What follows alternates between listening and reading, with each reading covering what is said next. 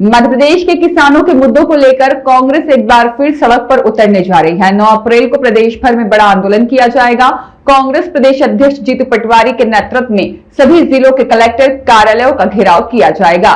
कांग्रेस प्रदेश अध्यक्ष जीतू पटवारी के नेतृत्व में सभी जिलों के कलेक्टर कार्यालय का घेराव किया जाएगा। इस आंदोलन में हजारों की संख्या में किसान और कांग्रेस कार्यकर्ता शामिल होंगे। कांग्रेस ने इस आंदोलन के जरिए किसानों से जुड़े कई अहम मुद्दे उठाए। पार्टी की मांग है कि गेहूं का न्यूनतम समर्थन मूल्य 3,000 रुपए प्रति क्विंटल किया जाए।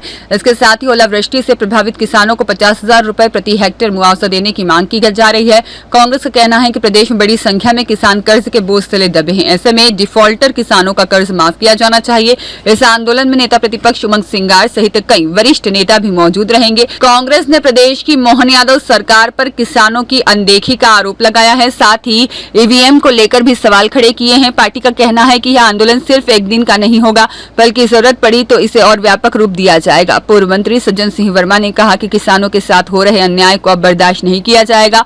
सरकार को किसानों की मांगे माननी होगी, वरना कांग्रेस सड़कों पर संघर्ष तेज करेगी। कुल मिलाकर 9 अप्रैल का यह आंदोलन प्रदेश की राजनीति में बड़ा असर डाल सकता है और सरकार पर दबाव बढ़ाने की रणनीति के तौर पर देखा जा रहा है। प्रदर्शन का जो योजना है, क्या मांगे?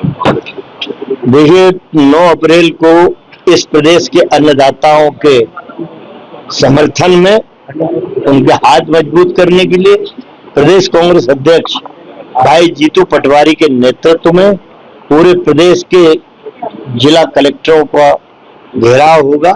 उसमें उमंग सिंगार से लेके सारी वरिष्ठ लीडरशिप शामिल होगी, ताकि किसान के हक की लड़ाई हम जमीन पे आके लड़ सके, उसका हक दिला सके। ये बड़ा आंदोलन है 9 अप्रैल का, पूरे प्रदेश में आपको देखने को मिलेगा। हर कलेक्टर कार्यालय पे हजारों की तादाद में कांग्रेस का कार्यकर्ता और किसान भाई वहां रहेंगे। मुख्य रूप से क्या मांग रहे हैं? मुख्य रूप से मांग है कि 3,000 रुपए गेहूं की खरीदी का एमएसपी किया जाए, मिनिमम सपोर्ट प्राइस। और जिन जिलों में ओलावृष्टि हुई है, 17 जिलों में, वहां का आकलन करके किसान को 50,000 रुपए हेक्टर के हिसाब से मुआवजा देना चाहिए।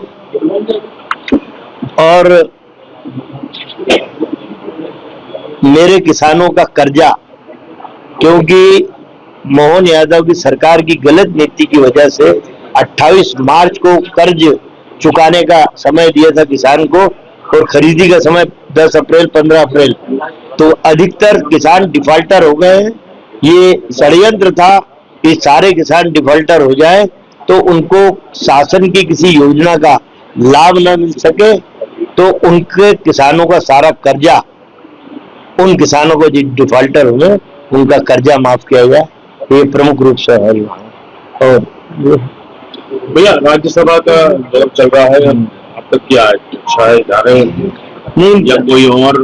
नहीं, देखिए, बहुत सारे नाम हैं जो राज्यसभा के लिए उपयुक्त हैं।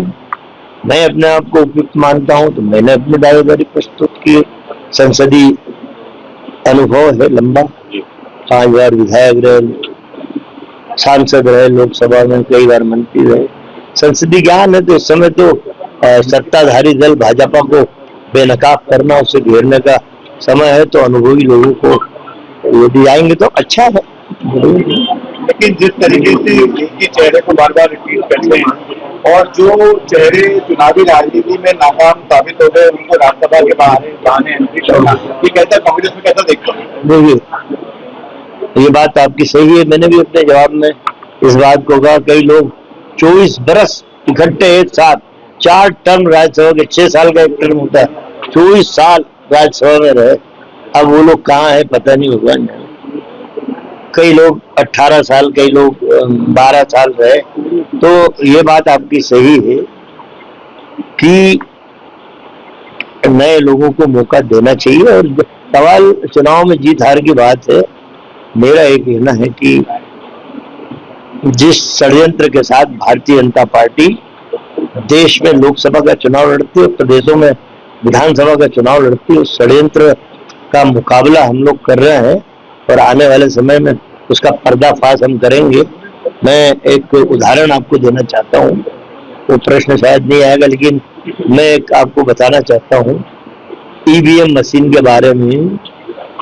चुनाव आयोग ने स्पष्ट कहा है कि कोई भी ईवीएम के खिलाफ आवाज उठाएगा तो उसको जेल में बंद कर देंगे। लेकिन मैं तथ्यात्मक बात कर रहा हूँ, सुप्रीम कोर्ट को धन्यवाद देते हुए कि एक याचिका हमारे लीडर पीसी शर्मा भोपाल वालों ने दायर की है, बड़े विद प्रूफ उसका संज्ञान सुप्रीम कोर्ट ने ले लिया है। उन्होंने कई पोलिंग बूथ पे लिखित में लिया था कि अभी मशीन आई है, कितना परसेंट चार्ज है, 99% चार्ज थी। जब वो 10-11 घंटे वोट डले तब 72% चार्ज रह गई। स्ट्रांग रूम में 15 दिन रही, जब वही काउंटिंग के लिए निकल के आई तो 99% चार्ज थी। कौन सा मैकेनिज्म है, कौन सी टेक्नोलॉजी आ गई, ये भी पीसी शर्मा ने कहा कि जहां 72% चार्ज निकली काउंटिंग के दिन कांग्रेस जीती है, जहां 99% वापस चार्ज मिली है वहां कांग्रेस बहुत अधिक वोट से हारी है। इस बात का संज्ञान हमने लिखित में अधिकारियों का लिखा हुआ है, तो वो संज्ञान सुप्रीम कोर्ट ने लिया है और नोटिस इशू किए हैं चुनाव आयोग को और सरकारों को। 23 मार्च को ये तारीख थी और 23 अब चूंकि 2 महीने की छुट्टी है, अब 23 जुलाई लगी है, उस पर बहस होगी। यदि वो अब ग्राह्य हो जाती है हमारी रिट पिटीशन, तो मैं समझता हूं कि जो षड्यंत्र बीजेपी करती है उस षड्यंत्र से मुक्ति मिलेगी और न्यायपूर्वक चुनाव होंगे। 5 राज्यों में जो चुनाव है उसको लेकर याचिका लगाई है पीसी शर्मा जी ने?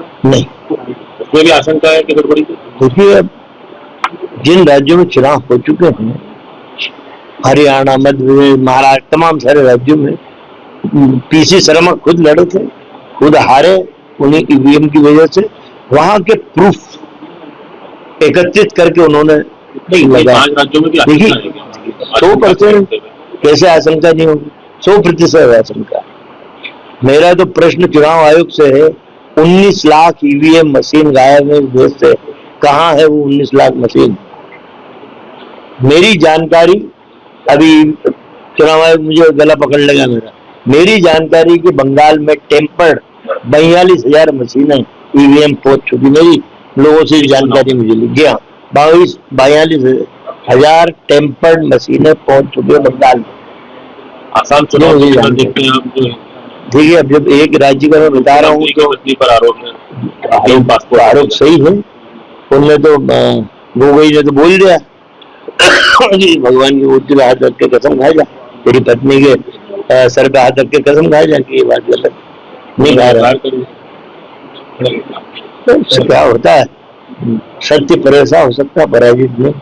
गोगोई की बात सत्य साबित होगी और एक दिन उसको जेल में जाना पड़ेगा।